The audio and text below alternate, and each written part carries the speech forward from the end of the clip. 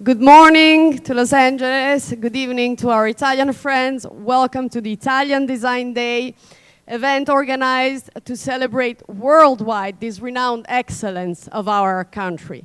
Even before we start talking about Italian excellences, I want to introduce you to the campaign, Italy is Simply Extraordinary, Be It. A communication campaign organized by our Ministry of Foreign Affairs and International Cooperation together with the Italian Trade Agency to promote the internationalization of Italian industries by relaunching an image of a global Italy oriented to modernity and innovation, thus also attracting resources and investments and promoting our export and our tourism. But the video is self-explaining. Please enjoy it. What is it? It is passion and style, heritage and diversity, creativity and innovation. It is about making exceptional things, talent, inspiration, engineering, design. We know how to make life worthwhile. Curiosity and dedication, bravery and imagination, expertise and precision. Vision, we've got it, but there's so much more to it. We think big while tackling the smallest details. We're imagining future paths while being inspired by our living past. We're builders, innovators, artists and scientists, but as you can see, there's still so much more to it. Everyday visionaries, original and refined, stubbornly authentic, with unmatched quality on our mind. We are all this, and you can be too. Every time you live it, wear it, feel it, taste it, you'll know it's true. It is our brand, cool and unique. Italy is simply extraordinary. Be it.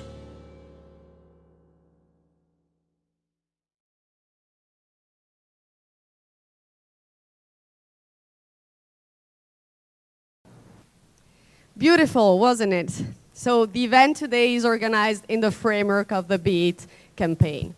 I want, first of all, to warmly thank the Italian Trade Agency and the Italian Cultural Institute for organizing this event, the showroom of Paola, Benson, and Giorgetti for hosting us today, our panelists that are here with us, and our ambassador for Italian Design 2022, Paola Bertola from Politecnico di Milano. Thank you all. So the theme of this Italian Design Day this year is sustainability. It's all around sustainability, regeneration by design and new technologies for a sustainable future. So sustainability has been a red line in not only for today's event, but also in the policies of the Italian government in the last year, starting with our presidency of the G20, our co-chair of COP26 last year, our recovery plan to recover after the pandemic, as also two important pillars of digital and green transition, and also our candidature of Rome for the 2030 International Expo has this theme of regeneration of territories through digital and green transition. So it is a very important word for us, sustainability. But what is sustainability? I think today the institutions, the designers, the industries should push the consumers through a change of philosophy in consumption that could be summoned by changing a little bit the famous slogan by Van der Rohe, less is more, changing it into less and more, with less stands for less quantity and more for more quality.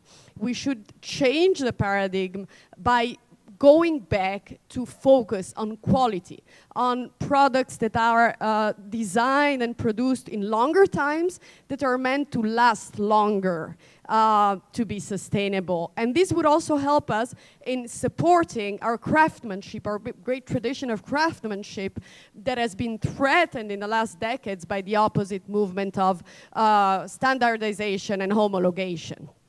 So this shift would also create a new affection of the consumer towards the product that they purchase, creating an emotional sustainability of things that last longer and that can be also passed over from generation to generation. I'm sure that these paths will be further explored by our experts here today. I hope that our public will find this debate inspiring and interesting.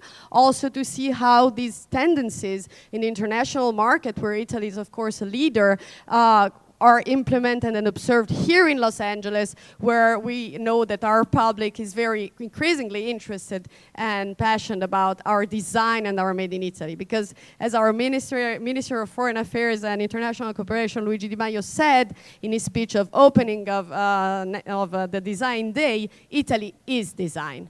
So thank you all for being here. I will now leave the floor to the director of the Italian Trade Agency, Alessandra Rinaldi. Alessandra, the floor is yours. Thank you.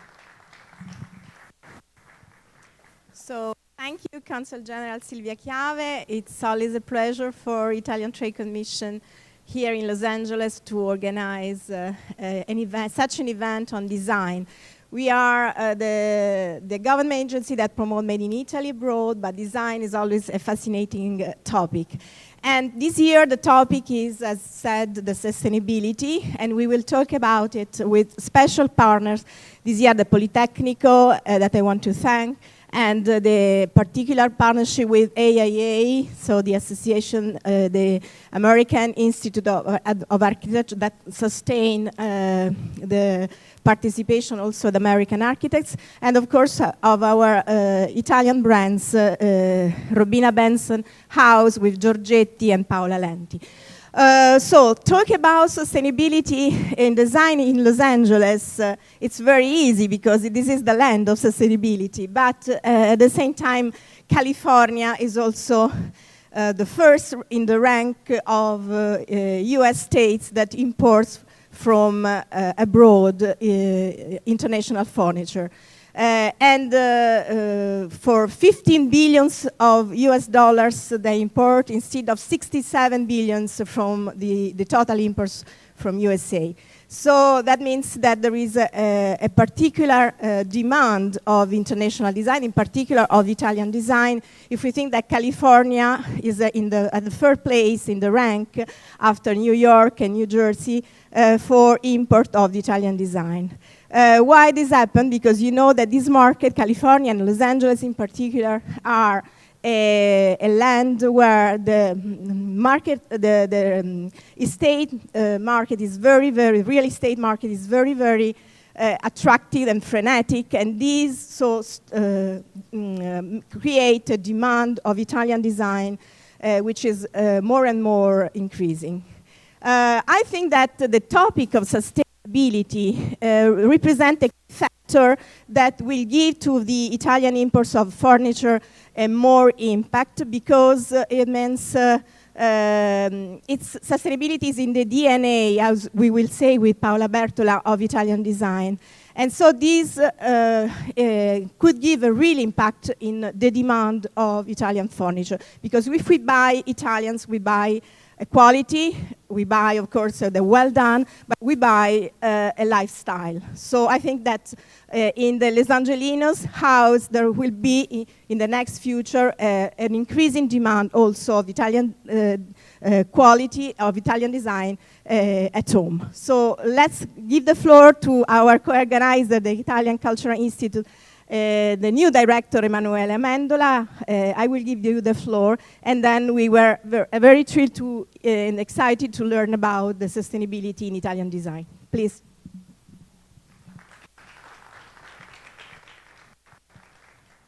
Thank you very much, Alessandra. Thank you very much, Consul General Silvia Chiave.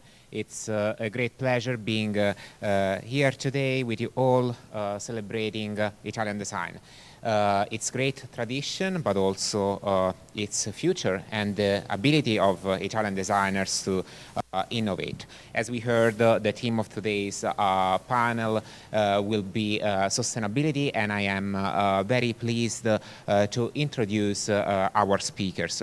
So the conversation will be moderated by Paola Bertola, who is a full professor and coordinator of the PhD program in design at the Politecnico in Milan, Italy. Research focuses on design-driven innovation as a key driver towards sustainability for cultural and creative industries. She was awarded twice with the Compasso d'Oro for research. While I introduce Professor Bertola, I also would like to acknowledge and say grazie to our other speakers on the panel, Robina Benson, founder of Robina Benson Design House, who is also kindly hosting the program today, and Miranda Gardiner, Vice President at HKS in Los Angeles and Chair of the AIA Committee on Environment, Moreno Vitaloni, CEO of Giorgetti USA, and joining us from Italy online, designer Alberto Nespoli, co-founder of Eligo. I also would like to acknowledge and thank the press department and communication department at the Politecnico in Milan in Italy. They've been very helpful and supportive of this program. We have many collaborations shaping for the future with them, and we look forward to that. So it's now my great pleasure to leave the floor to Professor Paola Bertola for her keynote address.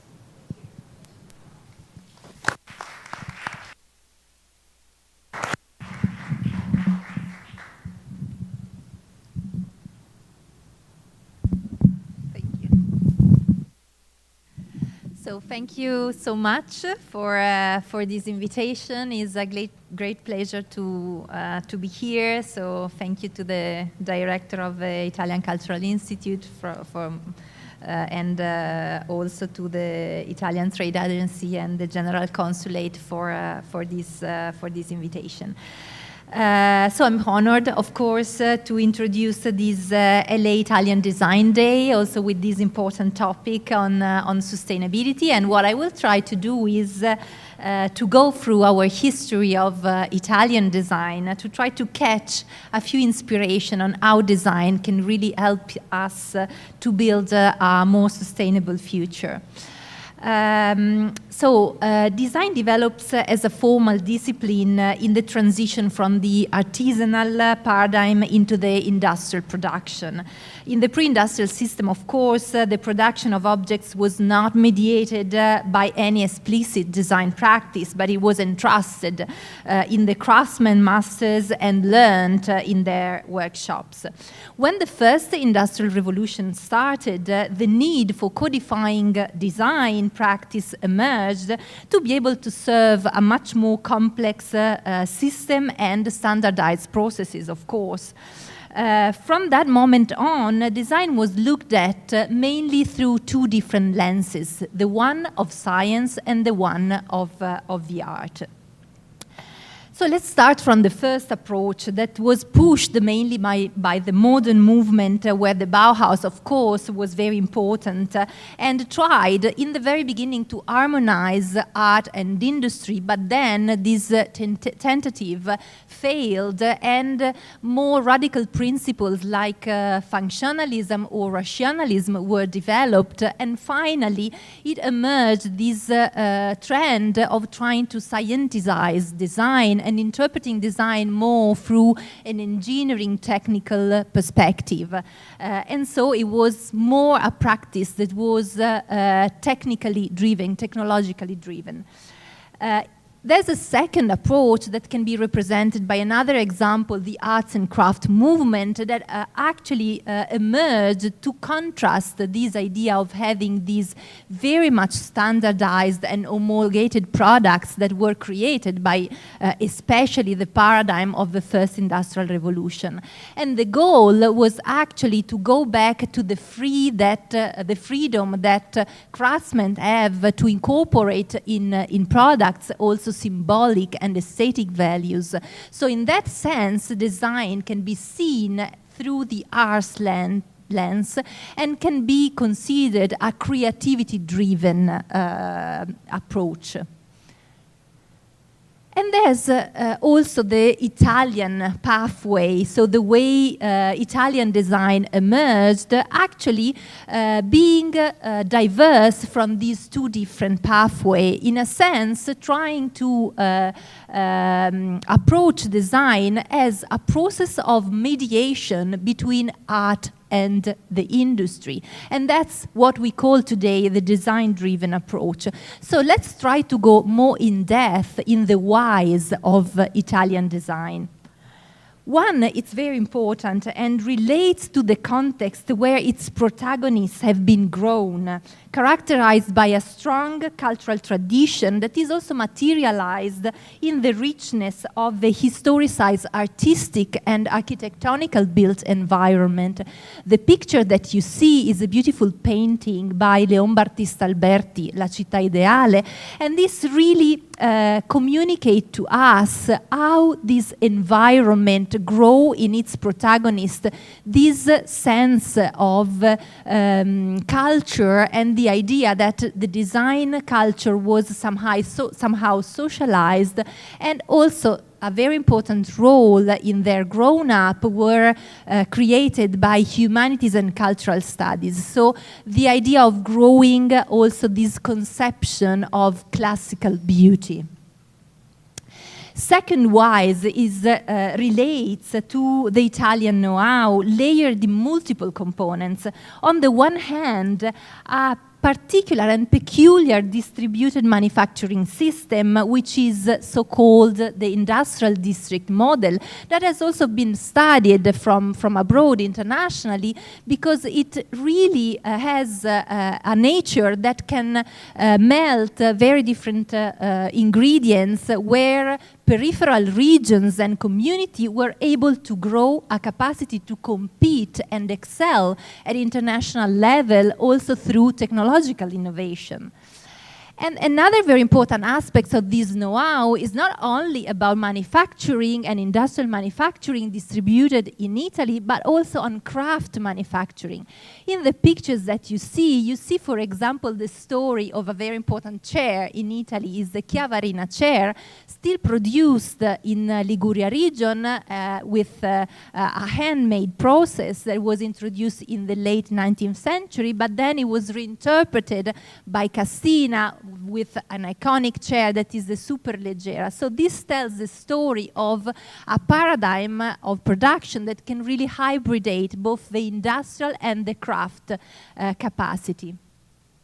So to make a long story short, Italian design really developed with its own way of thinking about design. And this is well expressed by the exhibition, and you see the picture of the catalog curated by Emilio Ambatz in 1972 in New York at the MoMA, that was titled Italy, the New Domestic Landscape. And what is interesting is that Emilio Ambatz, to catch the sound nature of Italian design, titled the essay of his catalog, Transcending Function. In the world of Italian design, simple shapes mask complex thoughts. So what we see today actually is that Italian design culture is built on the same attitude that we can find in several Italian products and services, partaking in defining a specific concept of quality of life, the one that was referred to by Alessandra in the beginning, internationally resonating as Italian lifestyle. And I'm sure that looking at the products and the objects on the screen, you really recognize also this idea of Italian lifestyles. They are symbols of that idea. So design is a very important component of this lifestyle, and some of the objects that were created along the history of Italian design are recognized today as symbols of beauty. But what behind this concept of beauty? Beauty is not an inner quality of objects, is not intended as a superficial shell, but first of all relates to sound quality. So a very important thing is at first the selection of, let's say, ingredients, so materials, quality materials. Second, and very important as well, it's linked to a way of doing things at the best that you can do, and with a sense of community. Third, it's based on preserving memories while building the future, knowing that behind products there are always stories to tell. So let's go into this idea that we can look at design through these 3 principles that I just spoke about. So the first one relates to the fact that the very first component for good design is quality of ingredients. So the endless attention to innovate materials, to search for new material, to invent materials is part of the Made in Italy DNA. In the pictures you see that man that he was a professor at Politecnico di Milano, Giulio Natta, Nobel Prize, that invented plastic actually.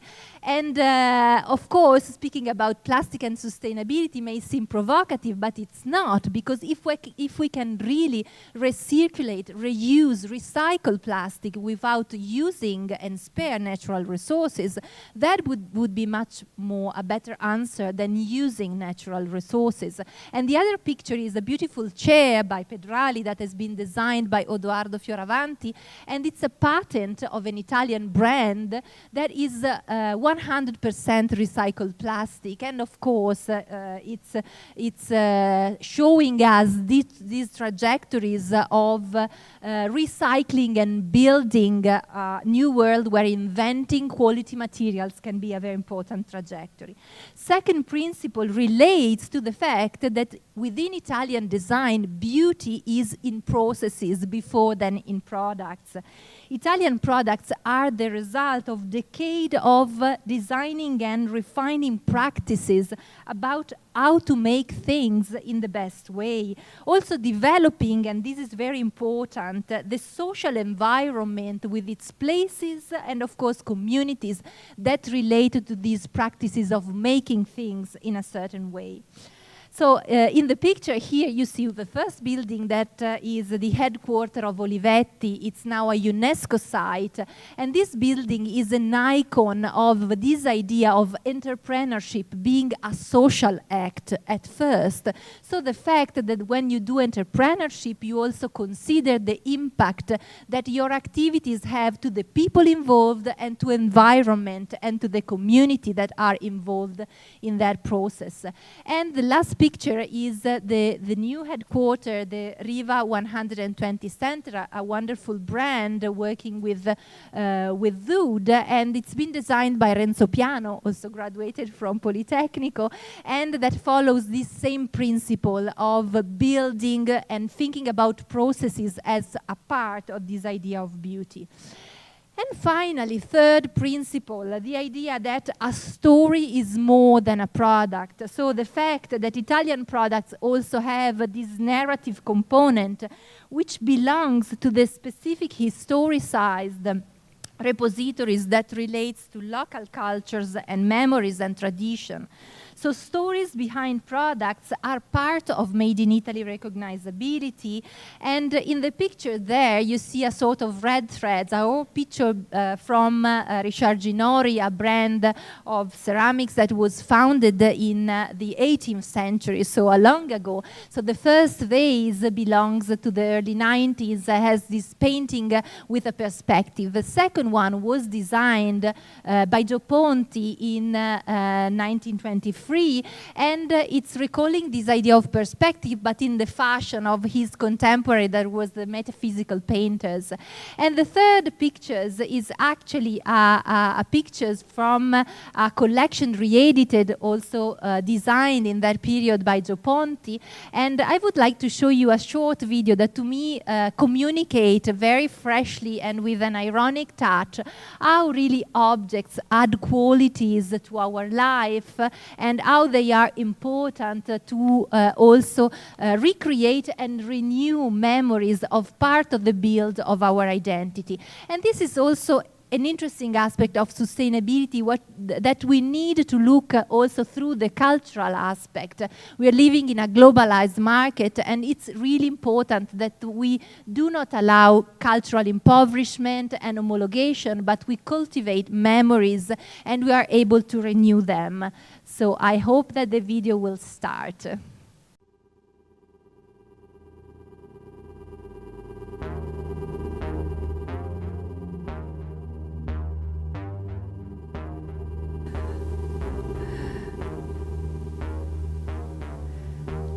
So this re-edited collection that was designed in the early 20s of the 19th century has been used during the pandemic by a Lego studio that is also represented today as our guest, to really communicate this idea of a tradition being renewed through this really interesting ironic touch. So our cooking tradition transformed into this nice storytelling that was called The Designer in the Kitchen. And it was nice because during the pandemic, I'm sure that you all experienced that. We were always living in the kitchen and cooking. So that was very interesting to see.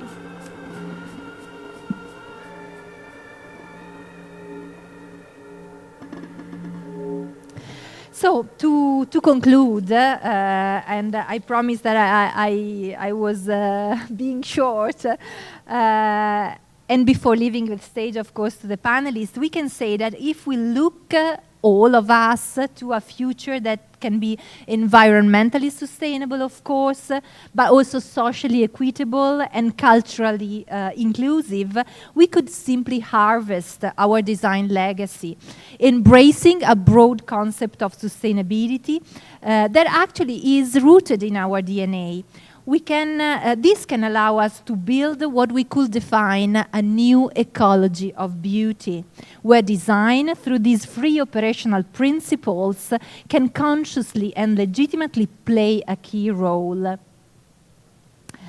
So we only need to remember, quoting the words of Andrea Branzi, a dear colleague at Politecnico, but of course a giant of Italian design profession develops in the field within market context on business interest, but it is also an endless political research for a different world. That is a world that doesn't yet exist, but that can be realized immediately, starting from an object, a product, a sign, from the micro and macro system, and from the weak and widespread energies that move the universe. Thank you very much.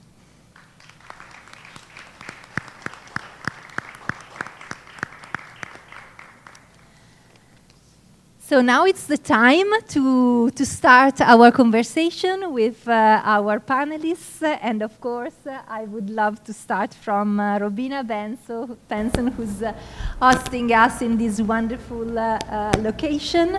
And before giving you the stage, Robina, I will show a short video that has been created by Paola Lenti, that together with Giorgetti is hosted in your beautiful space.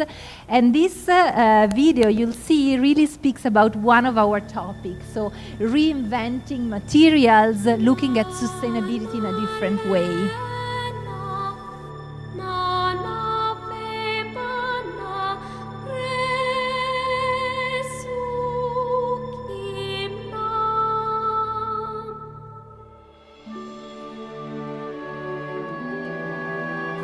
This is called Twiggy, but Robina will tell us more, and you'll see some of beautiful creations that have been designed starting from this wonderful material.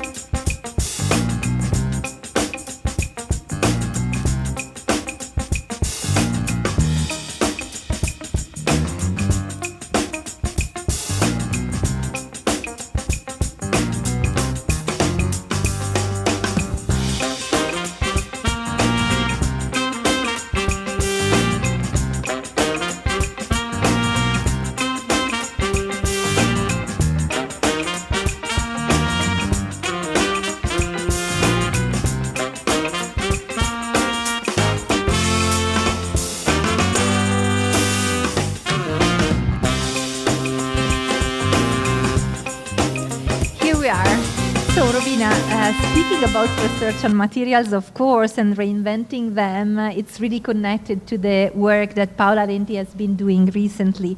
So, can you tell us a little bit more about this approach? Yes, absolutely. First of all, thank you so much for that wonderful introduction. Just watching this video just gives you such an experience already. And I think talking about Paola Renti is that, this talk about sustainability, it's something that, has been on the forefront of our minds for a long time, but I think that recently it has gained momentum, alarmingly so. And, but with Paola Renti, she has been, this has been the founding tenets of her company, of the way she approaches design, and with all the materials that she passionately researches and innovates that she brings in her collections. I think it's been from day one part of the company. And this video that you showed, the new collection, the material that we were speaking about, is called Twiggy. And Twiggy is this fabulous new material that is exclusive to Paola Renti. It's produced by her. She has a patent on it. And it is high performing, long lasting. And the beauty about Twiggy is that in the video you'll see it, she has used this to produce rugs, furniture, sofa, seating, and it is completely recyclable. So, and you have this wide range of beautiful, beautiful colors. So, when we talked about Italian design and sustainability, I think that they perfectly have been able to bring the two together and make very exciting product, as well as, to take you through the experience, but at also being very conscious and responsible towards the environment, and, all that is important to us, as it should be. Thank you so much, Robina, and thanks for giving this anticipation on Twiggy and the collection.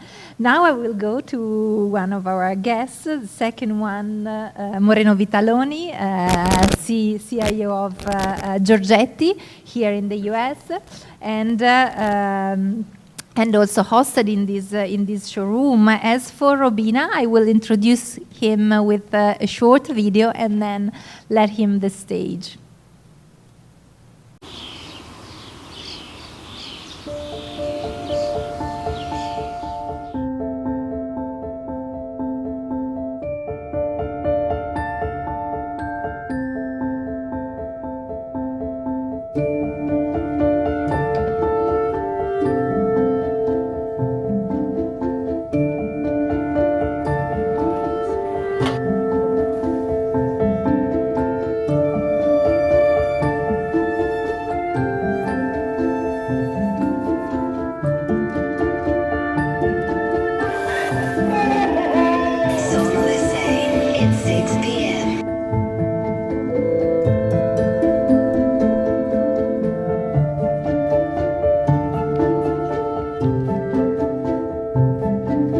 Happy about it?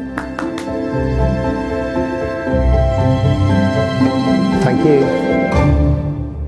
Here the keyword is take care. Before it was recycle, and really to know from Moreno if there's really an Italian way of approaching sustainability and entrepreneurship, and there's hopefully also Giorgetti way, I think. Thank you, Paola. How much time do we have? Let me thank you, everybody, to have me here today, and thank you, Robina Benson. Robina Benson Design House is the official and only representative in South California for Giorgetti. Yeah. I mean, I think that sustainability, looking at sustainability from the, the industry works in Italy is actually the part of the core of our industry, and is certainly the core of Giorgetti, the way it works. Looking at sustainability from a manufacturer standpoint, entering the 124th year of activity, Giorgetti has been established in the 1898. We decided some time ago to actually commit towards sustainability. And actually there is a company broad-wise project which is called The Path to Sustainability. And it's not just related to design, products, material, but sustainability. I guess that we can agree it has a complexity and a variety of situations that you really need to dig in and try to do your best in each of them. So from a managerial standpoint, the companies is managed inspired by the ESG criteria, which is environmental, social, and governance. And with that knowledge, we decided also to embrace 4 of the 12 goals towards sustainability of the United Nations. And of course, sustainability is the one that we are focused on. This to say that sustainability for Giorgetti it goes behind and beyond the products and the materials, but is also embrace a social dimension. And we really try and strive to become a sustainable company at 360 degrees from a social standpoint, the community that we are, which is Brianza, which is a district that you know very well, is located between Milan and Como, and is everything where the magic happens as far as the high-end furniture. So many things are visible of the things that we do. I don't know, we just start swapping our company fleet to EVs vehicles. So that's a thing that we are doing gradually. You cannot do that overnight, but it's a clear commitment. I guess the main driver that we have to follow and that we think is the most important as a Giorgetti is, it can be short and saying, is durability as opposite to disposability. And this goes to the core, to the roots of Giorgetti. So Giorgetti has been always striving for the utmost quality on the production that we make, and that starts, of course, from the quality of the ingredients, as you were saying before. But our products are made to last, as a matter of fact. Not just quality-wise, but also style-wise, because we are not trendy victims, and we don't do products that you want to get rid of after 3 years because you are tired of them. But we are make products that, because of the quality and because of the style, can actually last a lifetime and can be actually passed down to future generations. That, I think, is the driver for the sustainability discussion as far as Giorgetti is concerned. Another big one is recycling and repurposing. So we, as a company in the industry, I'm sure there are quite a few others, but I know about Giorgetti, we have been already filing what is called the sustainability report, the bilancio of sustainabilità. And in that, you actually find information about social sustainability, what the company does, as well as sustainability about the environment.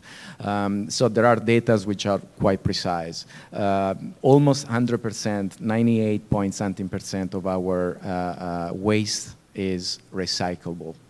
And 98% of our waste is non-hazardous. And so you can handle in a very easy way. By the way, because of our processes, a lot of our waste is actually sawdust, which actually we reuse 100% to be autonomous and to power up, like, the boiler for heating, or, rather than other machineries and where you need resources of energies. Power plant, solar plants, of course, which, at their, when they max out at their top performance, we can actually get disconnected from the grid. And all of these, of course, reduce the carbon footprint.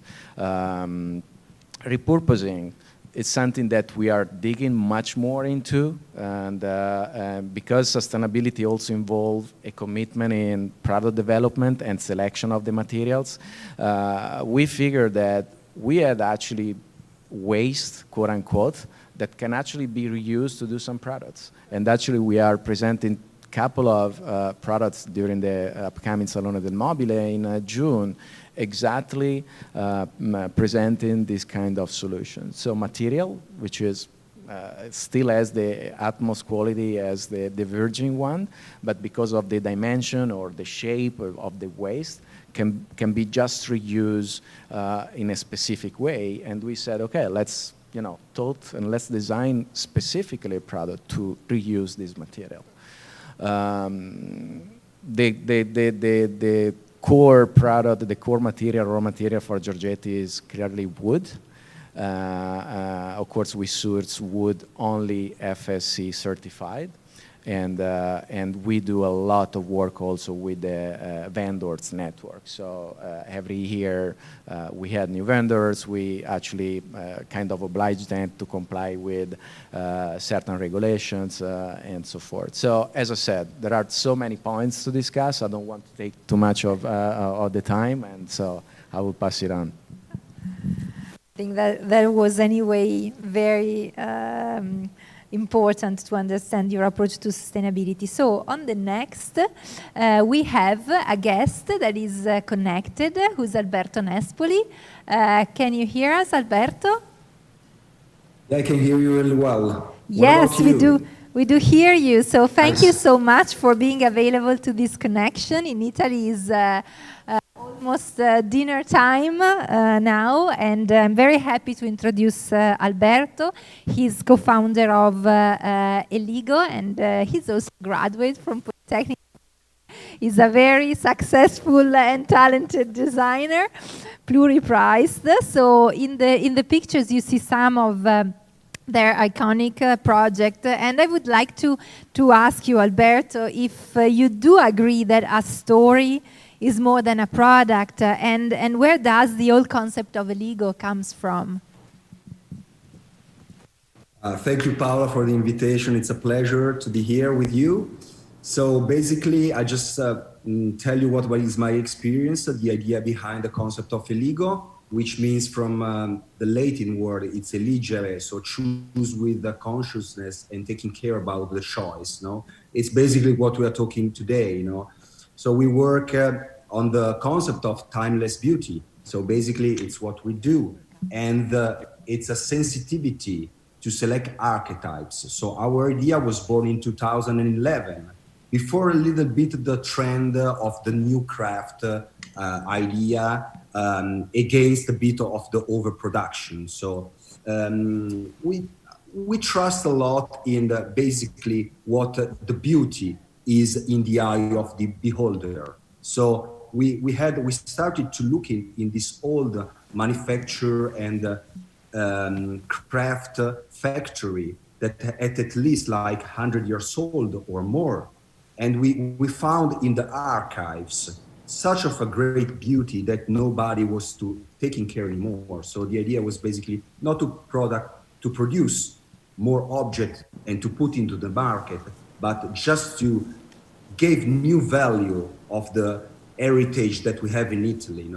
This is basically behind the design, but it's also the same concept of the slow food movement is behind the Borghi of Italy, the new qualification of all the land in Italy. So I think it's very simple concept, but very important, and it's one of the part of the history of Italy. Thank you very much, Alberto, for this introduction. Yes, I think that your whole concept really started earlier than the old debate on quite advanced. So the last guest, but it's truly an important one, as she's the representative of AIA, part of the organizer of this event, is Miranda Gardiner, and I will also introduce you, Miranda, through a video that comes from the conference of AIA. LA has the biggest opportunity to implement a zero code right now. Everybody is asking, is construction now the big oil? And by that I mean, are you going to become the new baddies? And as other sectors decarbonize quite rapidly, or prospects for them to change grow, maybe you might become the new corporate culprits, the targets of more campaigns. The building sector is a big source of emissions. It's a big source of locked-in long-term emissions. When you build a building, it's for 30 to 80 years. It can't just be, switched on and off. It's there. There are really disproportionate impacts on different populations, particularly low-income communities and communities of color. These communities have contributed the least to climate change and are exposed to the worst impacts of climate change typically. I think architects play a very crucial role with choosing the materials to build with, choosing where to build, whether you say, no, I don't feel comfortable building near sensitive land or X, Y, and Z. Being involved in the conversation from the community development perspective is also really helpful, because oftentimes I'm not sure if architects are aware that we're getting a very narrow piece of the conversation from our professional discipline. I couldn't use any of the slides really that I showed last year because we have responded to new science. We have got new hope, and it's very welcome that climate diplomacy from the US will resume in a very different shape and form. So there's these opportunities and tools that have been around for ages. So the ability to kind of make our systems of operations smarter and more reflexive is really a critical tool that I think we've discovered. I am encouraged by the fact that the conversation is happening at multiple different levels, where our city leaders are actually saying those words and pushing for having staff that are knowledgeable in this area. I think that that's a huge and an important discussion that wasn't happening even just 5 years ago. What you have to know is that what happens in LA and in California goes global. You have a huge responsibility to take the initiative. Why? Because you put yourself in that position.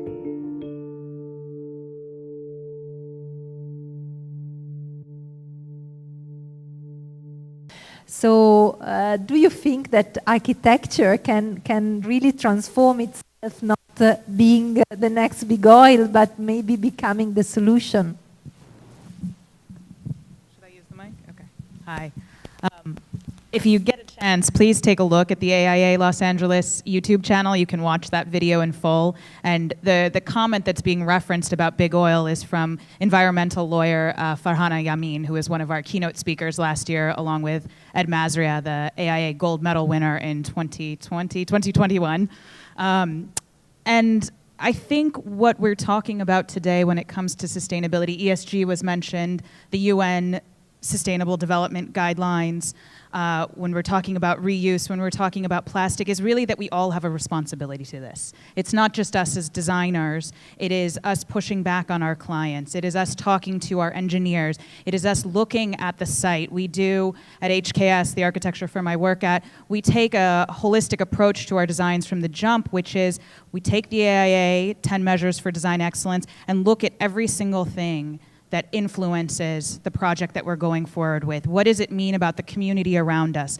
What is the weather and the future weather files? What are the materials that we are sourcing for a healthy environment and a healthy interior, as we've all experienced over the past 2 years? It's critical that it's not just sustainability with an S word and the built environment. It is really sustainability when we come to society, when we look at, again, this bigger picture. And I think the video, again, please take a moment to go back and watch it. It's only 2 minutes. Really highlights, again, what I consider to be a more holistic approach to marrying the aesthetics and the beauty that we see in this room with the performance elements that we've all been talking about as well. And so, yes, I do think we have an opportunity here to be better. We all have to do it together. Thank you, Miranda. I think that we spoke a lot about our commitment as designers, management towards this goal of sustainability. But Robina, starting from your experience as a designer in direct touch with customers and clients, do you see this trajectory as a real demand also coming from customers, from users directly? Yes, absolutely. I think we can use this. Mine works. Actually, I will say something.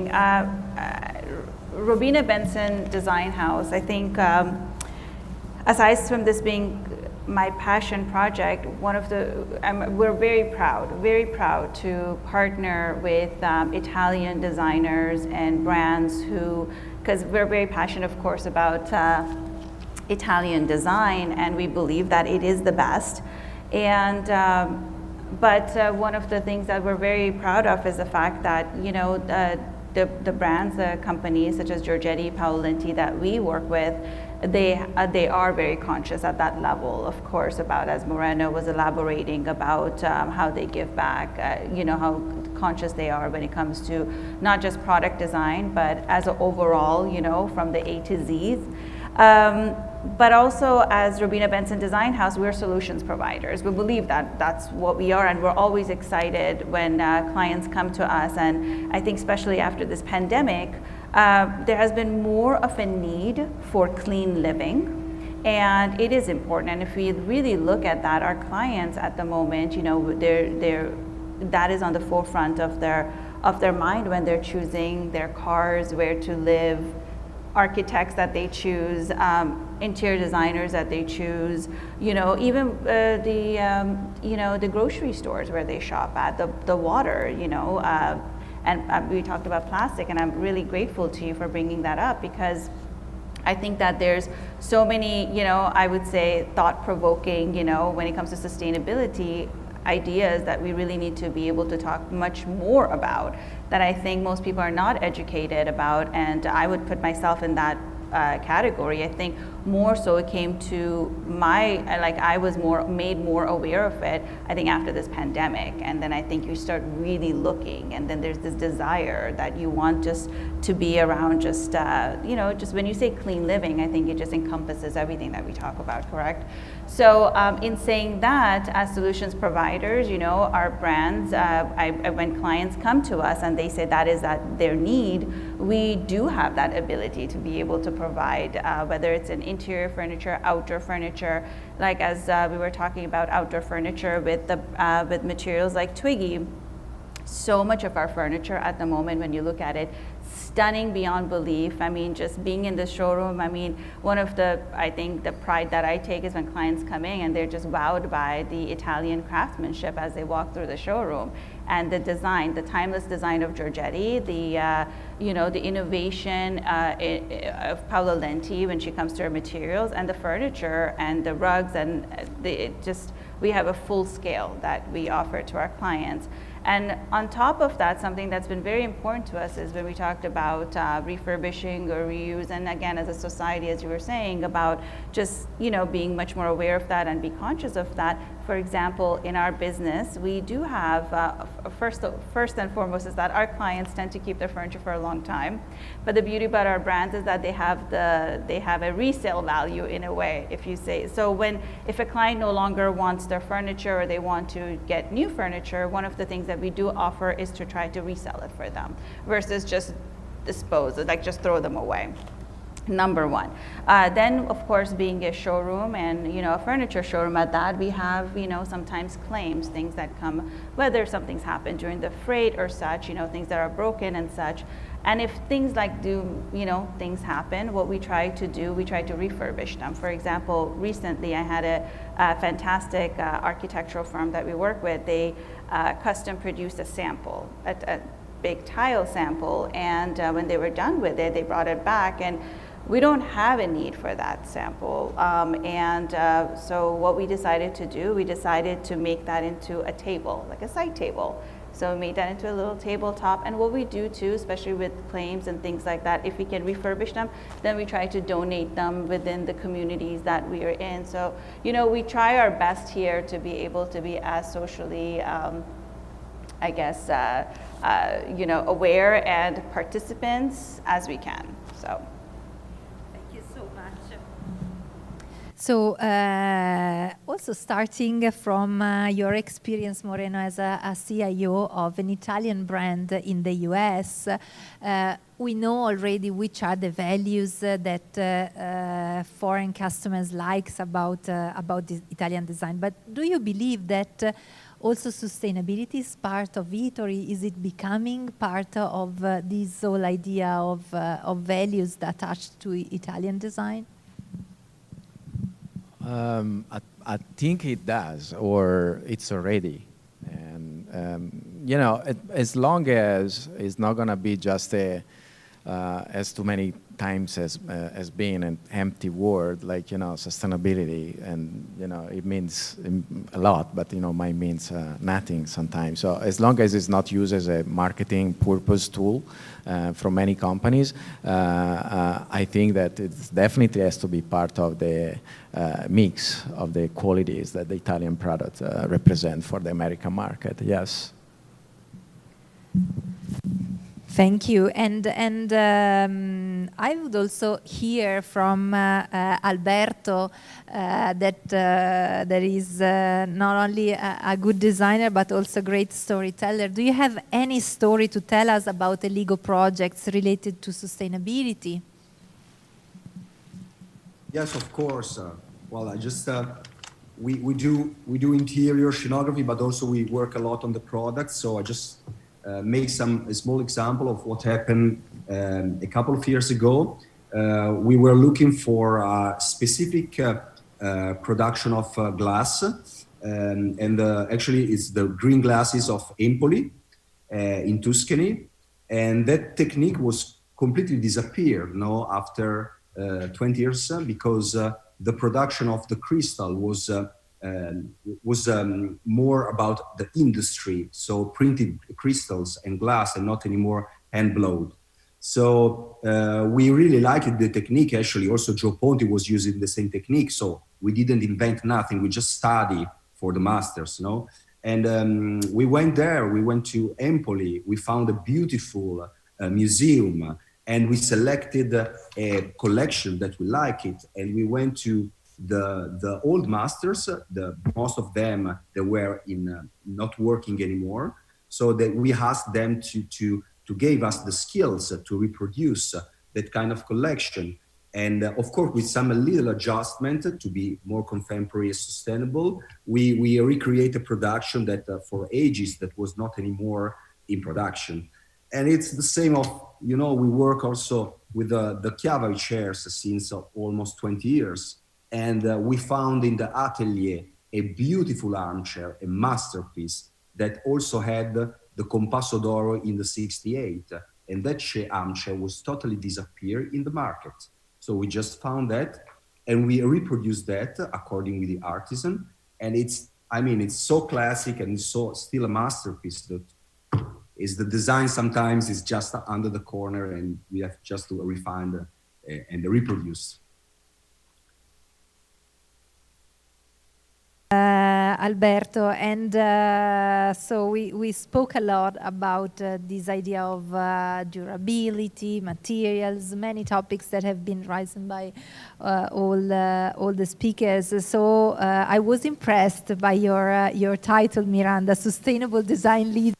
So that's quite an interesting approach. So as a sustainable design leader, which are the most promising trajectories that you foresee for sustainability to be really implemented?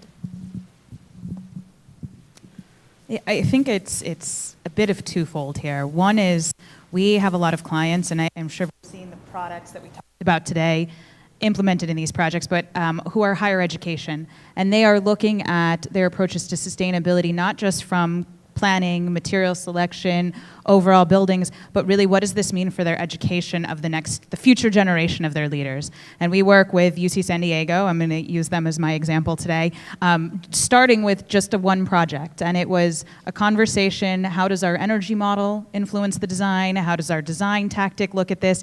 They took it to the next level. Can you help us with our policies? Can you help us with a course for students? It's now in the 4th semester, and it's the students having seen the building, participated in the process of a LEED certification for the project, and now expanding even further, digging into different technologies and looking at it. Right now, I believe this semester they're exploring Carbon Cure, which is a concrete mix that has less CO2. It uses recycled CO2 into it. So it's not only bringing down the carbon footprint of the concrete, it is also a research topic for them. How do we even take that one step further? One of their students, I believe, is a biology student, and looking at biology and biophilia, and again, all of these elements that we've been discussing today, what does this now do to take it to the next level? So higher education to me is one of those factors, and that learning of the next piece. I think the other thing that has always inspired me is the story behind Interface Carpet and Ray Anderson shutting down the factory when he saw a video and learned about the impacts of the manufacturing on the planet. What was it doing to the water that we drank, the air that we breathe? Again, the resources that we're just depleting. Shuts down the factory, retools it. Now we have things like carpet tile that make it much easier for us as designers and building operators, just as humans in general, to replace things in a way that is on a much smaller scale. To your point about being able to bring it back in and resell it or reuse it in a different manner. I mean, we can't keep just using and using and using. And I think we, again, have a new generation who are not only impacted by this, but realize the benefit of marrying, again, what they're learning and the leaders before them to that next step in design and in manufacturing. Sure. I think that's key, and of course, as a professor, I totally agree that education is key in all of this trajectory. So you will see in the end a beautiful video about the upcoming Salone del Mobile. That is a great global event about design. So as we have such distinguished guests working in design, I would like to ask, maybe starting from Moreno, if you can spoil some anticipation about what you will be presenting at the Salone. Yeah, thank you for the question, Paola. I think I cannot spoil, but I can for sure confirm that Giorgetti will present a bunch of new products, and we will have, we are active from kitchens to outdoor, with everything in between, dining, living, bedrooms, closets. So, of course, we are going to present a little bit of everything or extend some existing collection. So we are going to cultivate and keep working with some of the, most important or even new designers. But even more importantly, going back to the point of sustainability, we are actually probably this Salone, we will see some of the freshest result of our research and commitment towards the sustainability, and using recycled material. We are actually going plastic free, kinda. The plastic that we will use or that we are using, including for the packaging, is just 100% recycled. And but in the products themselves, things that we will show in the most important, high-end furniture show in the world, some of the elements very visible will be actually made with repurposed material. And I think that is a statement, and towards the commitment and towards also, the need that we all have to be more committed towards sustainability. I'll try, Alberto, maybe that you can tell us also what you will be doing at the Salone. Of course, I know that you can't show anything yet, but if you have any anticipation about it. Yes. So basically, I will talk about a very nice project that we are working since 3 years, and actually is the first hotel that we will open, and it's a small hotel. We call it in Italy Locanda. So we are the designer and actually the owners, so the entrepreneur that we designed to do this investment, and it's will be in Reggio Emilia. So we create some shuttle from Milan to go to Reggio Emilia. Reggio Emilia is a small town far from an hour and a half, and it's an entire design by us from the furniture and etc. So we'll be really excited to show our vision of interiors. And in the same time, we are involved in ambitious scenography in Palazzo Litta in the center of Milan. And we will work with one of the greatest master about the blow glasses of Bovo Silicato. And we will create a capsule collection with the student, international student of the Richmond Academy with the partnership of Van Cleef. So we'll be really excited to show you this. Palazzo Litta, it's an amazing building, with a lot of heritage and with a lot of charm. Yeah, this is some of the anticipations. More than I was expecting, so thank you so much. And I already see that our guests and hopefully from home are attracted from this event. But Robina, being yourself a lover of Italian design, do you have any suggestion to discover and visit Salone del Mobile for the US audience?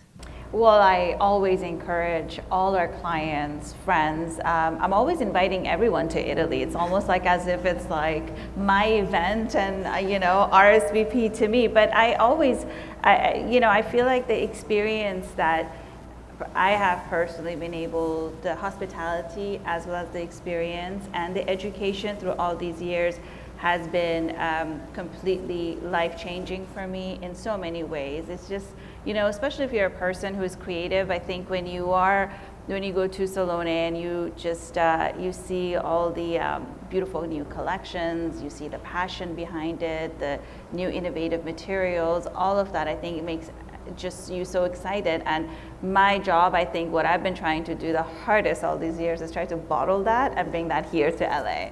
And somehow bring a piece of that back here for just, our community. So, but yeah, I'm just very excited to see what's in the works. I know as far as Paolenti is concerned, they're they definitely will be, showing their new collection with, innovative, again, new materials, keeping recyclability in mind. And I think I'm very excited to see that. And of course, what Moreno said too about Giorgetti, very excited. Can I get a sneak? You're going to say the products now? No, Can I get a sneak peek or no? I don't get a sneak peek. I don't get a sneak peek. No. You will. No. I think you will. In Salone. Yeah. So I think that we've been able to be attractive on that, and as far as I understood, many of the brands and designers will be presenting ideas and concepts about sustainability. So you're also Fitwel ambassador, Miranda, and I think that you are in the great position to tell us if there's really a sort of activism that is rising within our community to reach this goal that we all have of a sustainable future. First of all, I'm going to take you up on your offer to go to Italy. Sounds like a great. Next time we'll do the salon there. I think what has really inspired me over the last year is the approach to design is now influencing the rest of our practices. In-house, we have a nonprofit side. We have a director of JEDI looking at our hiring practices, looking at not only the diversity in the architecture that we work on, but who are the manufacturers, who are the contractors we work with, who are the landscape architects, who are we hiring, where are we working, how does this make sense, again, on this much larger picture of the work that we do and not just the person who can afford it. And I think that through design and through all the beauty that we see, there are so many people that don't experience it. They don't know that architecture is a career, or being a designer is a career, or a landscape, or even coming to an event like this. The number of people that I know that are like, how do you go to these things? Well, okay, it's in my inbox, or I see it on a website. It doesn't resonate to them.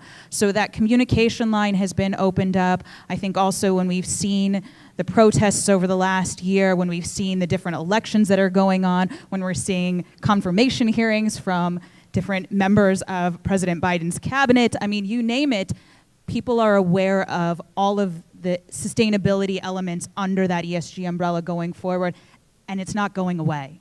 And I like to say this to people all the time. It may not be going away. You may not be on board with it. Get out of my way, because I will go and make this better. I will make sure that you are hiring the best team. Oh, and by the way, there's a woman on that team, and somebody who's Mexican, and someone who's coming from abroad, and someone who is blind. I mean, you name it. There's so much we are leaving on the table that is going to make our designs, going to make our architecture, and ultimately make everything much better. That, it's just, again, it's a very exciting time to be in this. I think someone said it recently. Winston Churchill said, "Don't let a crisis go to waste."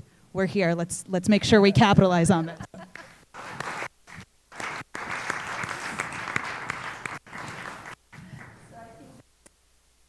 To close, just a very, very short 1 second answer for this last question.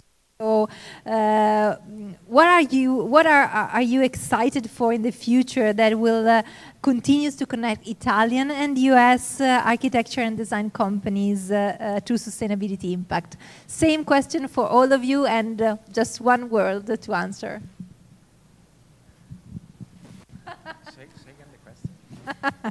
So, how do you see us, US and Italy, connecting to impact on sustainability? Which are the way we can reinforce our relationship to impact on sustainability? One word: education. Collaboration. Oh, wow. Those are both mine. Taken. Keep on doing what you do well, please. Alberto, the last word is yours from Italy. Share the culture together. Great. I think that same views. We all do, and already started to do so. Thank you all for participating. Now there's a video that will be shown. Sorry, there's question time also. I forgot. And maybe some question will come from the public, also from home. So I let you the stage from the public to put some questions before showing the video that will come. Is there any question?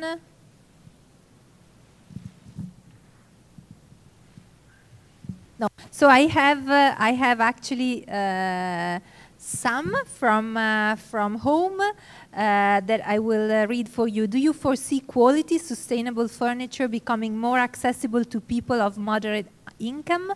How? So I will start to break the ice, and maybe also the panelists will interact. Of course, the topic of accessibility is on the table when we speak about high quality, high-end products that incorporate such an important research and also investment in terms of developing it. So there's actually a topic related to this, because of course be accessible or low cost. But there's also a change in our mindset that can respond to this, because if we buy less and we buy products that are durable and, as someone was saying, are passed by through generation, this is a different perspective on how you can use money in a different way than we use today. There are sectors, I would say that furniture is not a huge part of this, but for example fashion, where we had trends in consume that were really not sustainable. The idea of buying and trashing was part of lifestyle since a few years ago. So I think that it's truly important to create this accessibility, so also our change in mindset, and the fact that we are ready to spend more, but for products that are more durable and can be passed by, for example, to other generation. Of course, as far as research goes on, then prices go down. So this is also important. If we were speaking earlier on with Moreno about this, if there is commitment in terms of developing this will bring prices of that technology to go down and to be more accessible. So also there's, in terms of policies, it's important that this research on making these new technologies available is also supported to become accessible to anyone. I don't know if there's other... Yeah, I mean, I don't know what I'm going to add, but, I'm having a little bit of hard time to necessarily connect high cost to sustainability. I mean, Giorgetti is a high-end, extremely high-end line, and it remains high-end, whether it's sustainable or not. And I think that even lower position in line, even though they go sustainability direction, they not necessarily have to become extremely expensive. So accessibility can still be there. Of course, some process can be a little bit more complicated and then, cost a little bit more, some material as well, but I don't envision it, going out of price because of sustainability. The real point is, to Miranda one as well, that we need to work parallel to sustainability and sticking on the criteria that we discuss from a social standpoint is probably people need to make more than $9.75 an hour to buy something, and in the US. But of course, it's there is again a variety of situations that cannot be all discussed here. There's a great video, it's about 10 years old, called The Story of Stuff, and it goes into the consumer mentality that we have, especially in the US, that after World War II, instead of focusing on education, instead of focusing on healthcare, instead of focusing on all of these things that could help make society better, we focused on buy and capitalism and throwing it away. And so when we talk about fast fashion, it's not just fast fashion, it's fast architecture, fast furniture. So I think to me it's accessible if we start to place the value on those costs, on the fundamentals of what really can make our society great.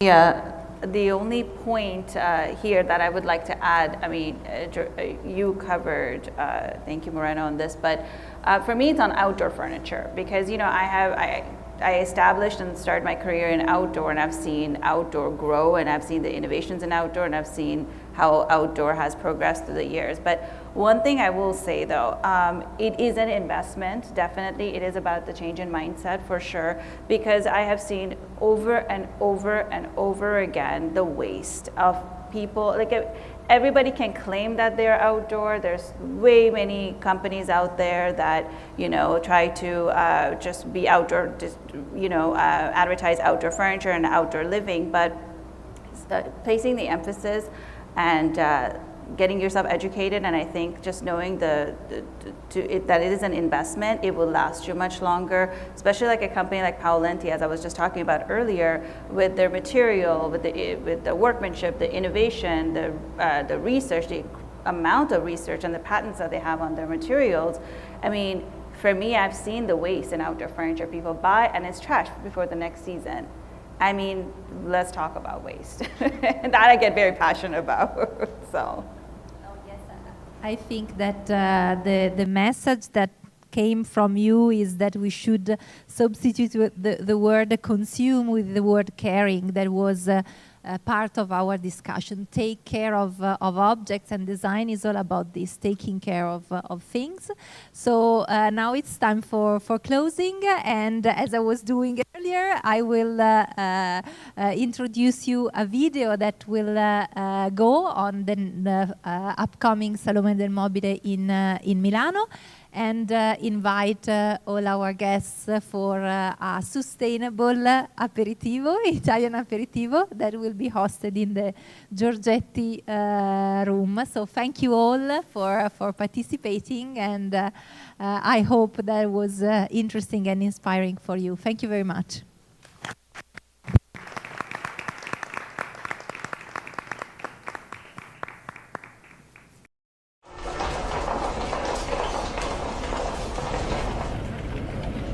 Quest'anno il Salone celebra la sua 60ª edizione. È passato tanto tempo da quel 1961, quando aprì per la prima volta le sue porte. Tanto è cambiato, da una fiera commerciale è diventato un grande evento, ma anche un crocevia in cui un'intera design community si ritrova da tutto il mondo e lo fa per scoprire le nuove tendenze del settore dell'arredamento. Questa edizione è molto importante con il Salone Internazionale del Mobile, del Complemento dell'Arredo, ma anche delle biennali di Eurocucina, FTK e il Salone Internazionale del Bagno. Abbiamo però deciso di dedicare uno spazio importante alla sostenibilità. Ci sarà un evento speciale al centro del Salone che sarà un momento di riflessione su a che punto è il settore, dove sta andando e come la scelta dell'arredo della casa può influenzare positivamente questa transizione ecologica.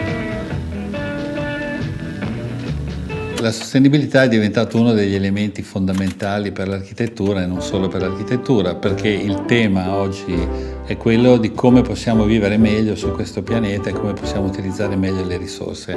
Stiamo affrontando un problema che non avevamo prima. Il Salone quest'anno cerca di dare una risposta facendo vedere un ecosistema di aziende che si stanno impegnando in maniera molto determinata a produrre attraverso processi per la riduzione dell'impronta ambientale. Poi ovviamente questo tema deve essere accompagnato da una visione poetica. Se associamo questa nuova strada anche alla bellezza, abbiamo comunque fatto un percorso molto importante che sarà probabilmente anche l'unico percorso che possiamo fare. I risultati raggiunti dal 2021 rispetto al 2019 sono stati veramente straordinari. Abbiamo segnato un 7,7% in più di export. Questo dimostra che la forza del design del Made in Italy sono accompagnati anche dalla capacità costruttiva che è indubbia ed è una delle fonti fondamentali del nostro successo a livello mondiale. Il Salone quest'anno sarà nel mese di giugno, abbiamo scelto di spostarlo proprio per garantire la massima sicurezza per tutti coloro che parteciperanno a questo grande evento. Pensiamo che sia molto importante questo spostamento per garantire l'accesso a quel pubblico internazionale che ha reso grande il Salone del Mobile e il Made in Italy nel mondo. Chi non sarà presente fisicamente potrà vedere tutto quello che succederà al Salone e una volta chiuso il sipario sarà possibile continuare a vedere gli stand, le novità di prodotto, rimanere in contatto con le aziende proprio attraverso la piattaforma digitale del Salone del Mobile. Il Salone del Mobile è fondamentale per il Made in Italy. Il nostro settore è riuscito a creare in 60 anni di storia la forza del nostro comparto che viene riconosciuta in tutto il mondo. È una vetrina irrinunciabile sulla quale noi produttori dovremmo assolutamente farne uso e buon uso per il nostro futuro.